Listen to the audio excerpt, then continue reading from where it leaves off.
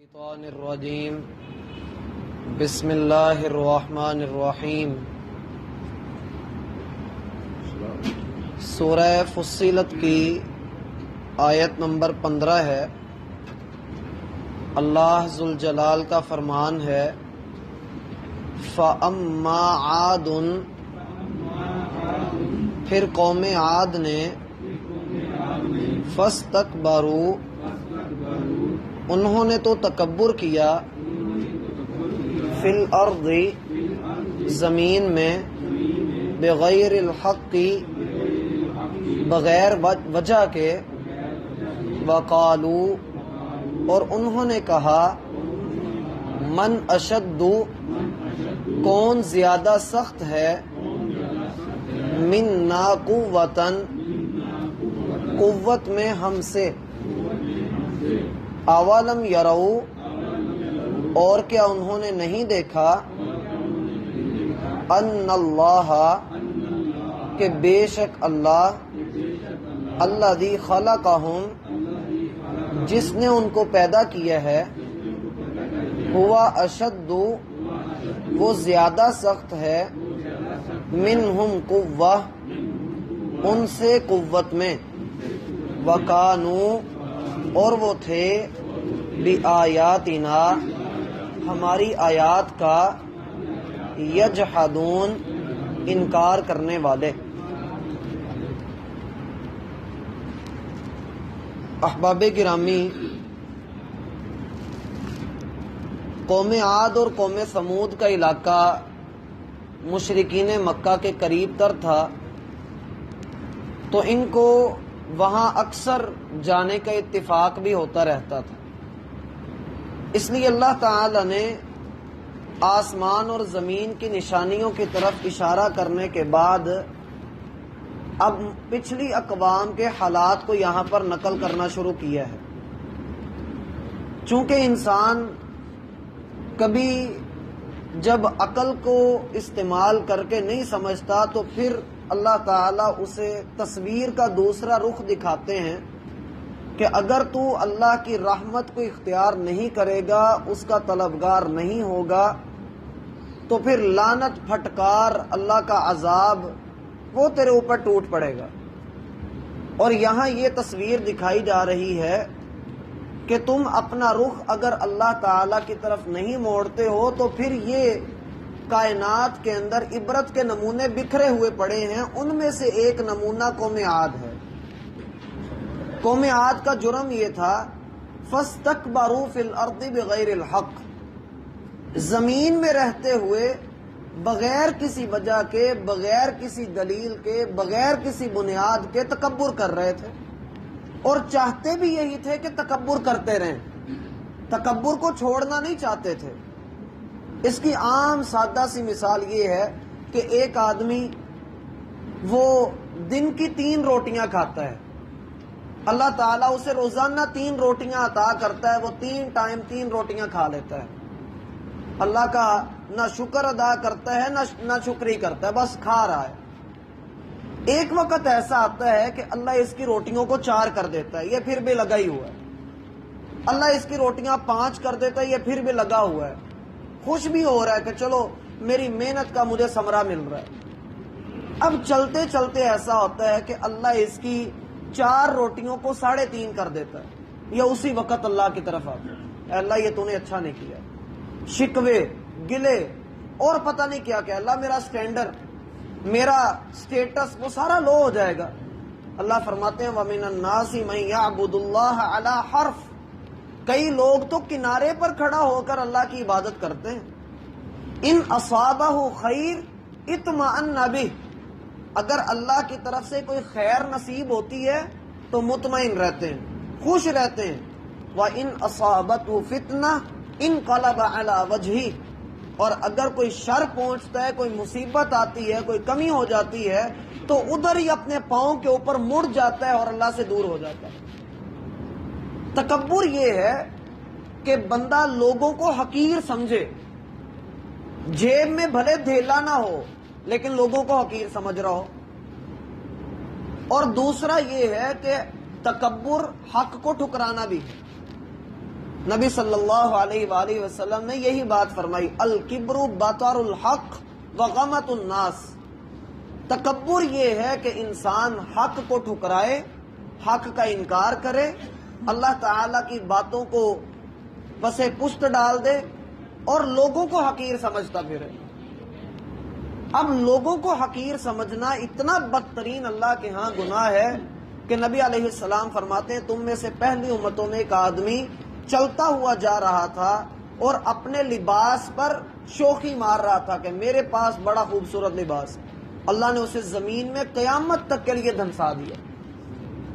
اور ایک حدیث آتی ہے صحیح بخاری کے اندر، نبی علیہ السلام نے فرمایا تعیس عبد الدرہم والدینار، تباہ و برباد ہو جائے، ناکام ہو جائے جو درہم و دینار کا بندہ ہے، روپے پیسے کا بندہ ہے، والقطیفہ والخمیصہ، اسے کڑھائی والے کپڑے پسند ہیں، اسے نرم کپڑا، نرم سوٹ چاہیے، اس کو ایسا مخملی سوٹ وہ اسے پسند ہے، تعیسہ ون تاکاسا، اللہ کے رسول فرماتے ہیں کہ اللہ کرے یہ تباہ ہو جائے، کبھی سر اٹھانے کے قابل نہ رہے، وَإِذَا شِيكَ فَلَن تَاكَشَا، اللہ کرے اس کے پاؤں میں کبھی کانٹا چبھے تو کوئی کانٹا نکالنے والا نہ ہو۔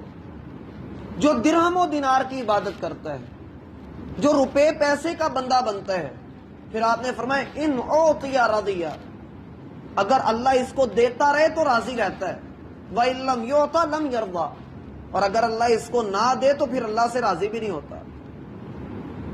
اور یہ بڑی خطرناک بات ہے کہ انسان اللہ سبحانہ و تعالی کو تبھی جانے، تبھی پہچانے جب اللہ اس کو دے رہا ہے۔ فَاسْتَكْبَرُوا فِي الْأَرْضِ بِغَيْرِ الْحَقِّ، اور تکبر میں آ کر ان کے منہ سے کیا بات نکلی، من اشد منا قوہ، ہم سا کوئی ہو تو سامنے آئے، ہمارے جیسا کون ہے۔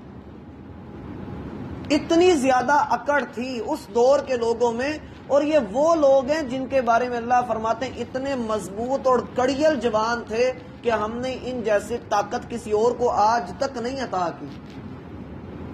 آج اگر ہم اپنی حالت دیکھیں نا تو ہم کہتے ہیں نہیں ہمارے پاس بلڈنگ ایسی ہے، زلزلہ بھی آ جائے تو نہیں گرے گی، ہمارے پاس ایسے جہاز موجود ہیں، بڑے بڑے طوفان بھی آ جائیں تو کچھ نہیں ہوتا۔ لیکن اللہ تعالیٰ ذرا سی زمین کے اندر حرکت پیدا کرتا ہے اور بڑی بڑی عمارتیں زمین بوس ہو جاتی ہیں۔ اور یہی زلزلہ جب دل کی حرکت میں آتا ہے، جسے ہم ہارٹ اٹیک کہتے ہیں، تب بھی بندہ کچھ نہیں کر پاتا۔ غور کرنا چاہیے کہ زمین اللہ کے حکم کی پابند ہے۔ اللہ ایک جگہ پر فرماتے ہیں کیا ان لوگوں کو ڈر نہیں لگتا کہ اللہ اگر زمین کو حکم دے تو زمین ان کو اپنے اندر دھنسا لے اور کوئی ان کا نام و نشان بھی نہ دیکھے؟ کیا ان کو ڈر نہیں لگتا؟ یا اللہ آسمان کو حکم دے اور آسمان ان کو اچک کر لے جائے اور ان کو پتہ بھی نہ لگے؟ یا اللہ تعالیٰ وزنی آسمان ہمارے اوپر گرا دے، میرا بھائی ہم مقابلہ نہیں کر سکتے۔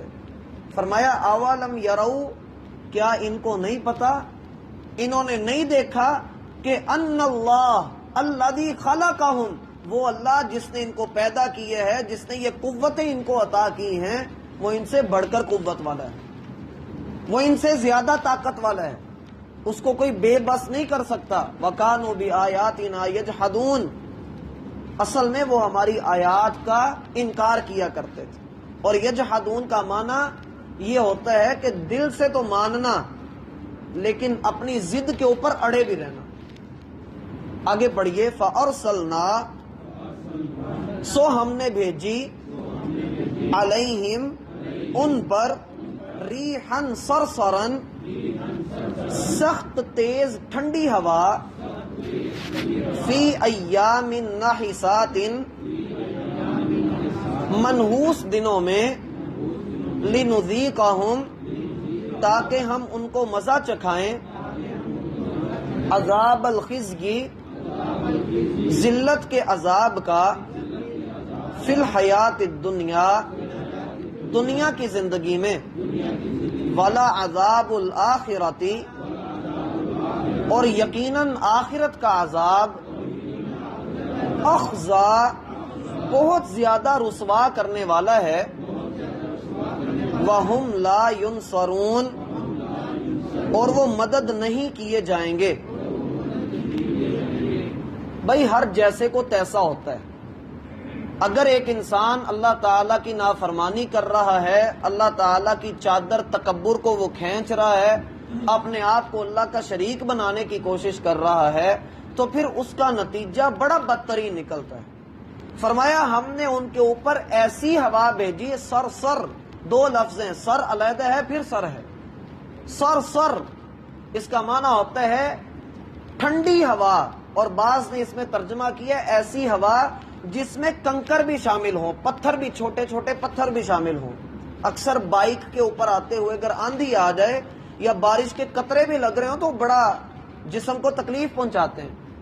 فرمایا ارسلنا علیہم ریحا صرصرا، ہم نے ان کے اوپر ہوا بھیجی۔ ہوا کے بغیر ہماری زندگی نہیں ہے۔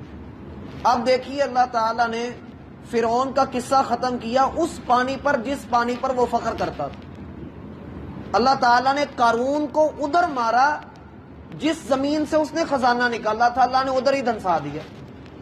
اب اس کو دیکھ لیں، یہ اپنی عمارتوں کے اوپر فخر کرتے تھے کہ ہم جیسی مضبوط عمارتیں کوئی نہیں بنا سکتا، اللہ نے ہلکی ترین چیز بھیج کر عمارتیں بھی گرا دی اور ان کو بھی تباہ کر دیا۔